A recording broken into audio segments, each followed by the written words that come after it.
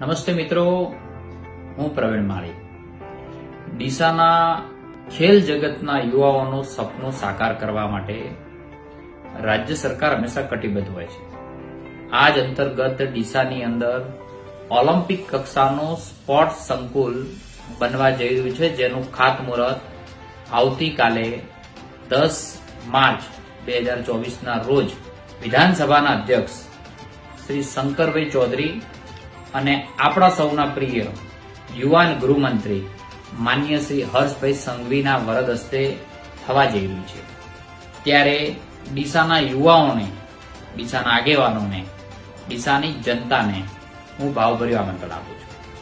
આવો એક નવું મોરપીંછ ડીસાની અંદર ઉમેરાયું છે. ડીસાના યુવાઓનું સપનું પૂરું થવા જઈ રહ્યું છે. ઓલિમ્પિક કક્ષાના ખેલાડીઓ તૈયાર થાય એવું ઓલિમ્પિક કક્ષાનું સ્પોર્ટ્સ સંકુલ આપણા આંગણે બની રહ્યું છે, ડીસાના આંગણે બની રહ્યું છે. તો આપ સૌને ટીસડી મેદાનમાં આવતીકાલે બપોરે 12 વાગે પધારવા હું ભાવભર્યું આમંત્રણ આપું છું. જય જય ગરવી ગુજરાત.